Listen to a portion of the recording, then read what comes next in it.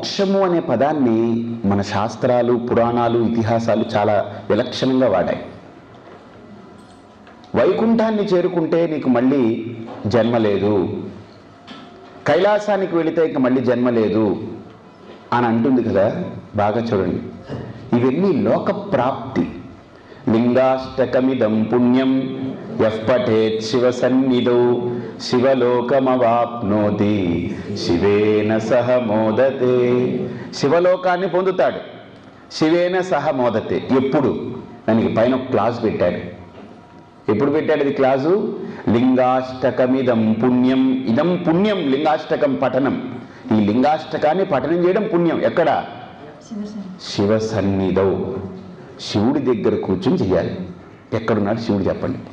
అంటే శివుడిని మనస్సులో ధారణ చేసి ఆ లింగాష్టకం యొక్క పూర్తి తాత్పర్యాన్ని, అర్థాన్ని గ్రహించి మనస్సు నిలకడగా ఉంచుకొని అఖండమైన భక్తితో కనుక శివుడినే స్మరిస్తూ చేస్తే శివలోకమవాప్నోతి.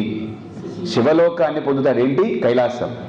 శివేన సహ మోదతే. శివేన సహ మోదతే అంటే నాకు కూడా అక్కడ సీట్ వచ్చేస్తుందేమో, నేను శివుణ్ణి అయిపోతానేమో అనుకుంటాడు వాడు. కాదది. శివలోకంలో వాడు ఉంటున్నాడు అని అంటే మోక్షం అని కాదు, అక్కడ దాన్ని లోకప్రాప్తి అని అంటారు. అర్థమైందా? ప్రాప్య పుణ్యకృతాన్ లోకాన్ ఉషిత్వా శాశ్వతీ సమాహ. గమనించండి, ఈ పుణ్యాలతోటి వాడు ఏం చేస్తున్నాడంటే పుణ్యమైనటువంటి లోకాల్ని పొందుతున్నాడు వాడు. యదా ఇహ కర్మచితో లోకః క్షీయతే తదాముత్రాపి పుణ్యచితో లోకః క్షీయతే క్షీణే పుణ్యే మర్త్యలోకం విశంతి. అర్థమైందా? ఇక్కడ నుంచి పుణ్యాన్ని మూట కట్టుకుని అక్కడికి వెళ్తున్నాడు. ఎందుకంటే పుణ్యకర్మలు చేశాడు, ఆ లోకానికి వెళ్తున్నాడు. ఎవడైతే ప్రతిరోజు నిత్యం విష్ణు సహస్రనామం పారాయణం చేసి, తులసిలతో అర్చన చేసి, తులసిమాల వేసి, అన్ని భగవంతుడికి అన్ని ఆరాధన చేసి, వాడు మౌనంగా ఉంటూ జపధ్యానాలు చేసుకుంటూ జీవితం అంతా ఆ మహావిష్ణువుని స్మరిస్తూ అలా బ్రతికినటువంటి వాడికి చనిపోయిన తర్వాత ఖచ్చితంగా వైకుంఠ ప్రాప్తి వస్తుంది. బాగా ఆలోచించండి. వాడు వైకుంఠానికి వెళ్ళాడనుకోండి, దాన్ని మోక్షము అనుకోకూడదని. వాడి యొక్క పుణ్య కర్మలకి వచ్చినటువంటి ఫలప్రాప్తి, లోకప్రాప్తి. అర్థమైందా? వాడు వెళ్ళాడు, అక్కడ వైకుంఠంలో మహావిష్ణు దర్శనం జరిగింది, అక్కడ ఉన్నాడు, అక్కడ వాడి యొక్క పుణ్యమంతా అక్కడ వినియోగించుకున్నాడు. క్షీణే పుణ్యే మర్త్యలోకం విశంతి. పుణ్యమైపోగానే మళ్ళీ పడిపోతున్నాడు. ఎక్కడికి? ఇక్కడ మళ్ళీ తల్లి గర్భాన్ని ఆశ్రయించి పడిపోతున్నాడు. అది మీరు కైలాసం వెళ్ళినా, వైకుంఠం వెళ్ళినా, ఎక్కడికి వెళ్ళినా.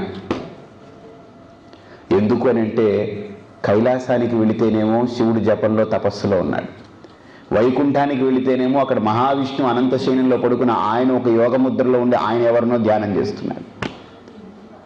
బ్రహ్మలోకానికి వెళ్తే బ్రహ్మగారు జపం చేస్తున్నారు. వీళ్ళందరూ ఏం చేస్తున్నారు? అసలు వీళ్ళు ఎవరి గురించి ధ్యానం చేస్తున్నారు? హరిహర బ్రహ్మాదులు ధ్యానం చేసేటువంటి స్వరూపం ఏమిటి తెలుసా? పరబ్రహ్మతత్వం పైన. వాళ్ళు మోక్షం పొందాలని వాళ్ళ తాపత్రయం వాళ్ళు పడుతున్నారు. అయితే ఒకటి ఏంటనంటే, మనం ఒడ్డున పడాలంటే ఒడ్డున పడ్డవాడు కాళ్ళు పట్టుకుని అనుకున్న వాడు విడిచిపోతాడు మనం.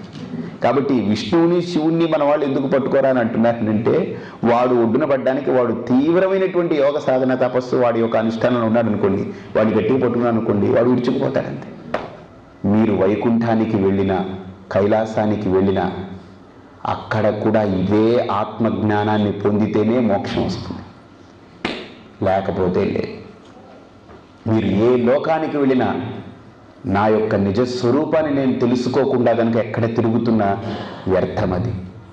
అందుకే ఇక్కడ శంకర్లు అంటున్నారు, కురుతే గంగా సాగరగమనం వ్రత పరిపాలన మధవా ధ్యానం దానం. ఇవన్నీ కూడా పుణ్య ఫలితాలను ఇస్తాయి, లోకప్రాప్తినిస్తుంది, కానీ మోక్షాన్ని మటుకు కాదు సుమా, ముక్తిని మటుకు కాదు. ముక్తి అంటే ఏదో అయిపోయేది కాదు, అయి ఉన్నదాన్ని గ్రహించడమే ముక్తి. నా యొక్క నిజమైనటువంటి స్వరూపాన్ని గ్రహించాలి. అది ఎలాగా, ఏంటి, అసలు ఎలా ఉంటాడు, ఏమిటనేటువంటిది ఒక విచారణ మళ్ళీ లోక విచారణ చేయిస్తున్నారు.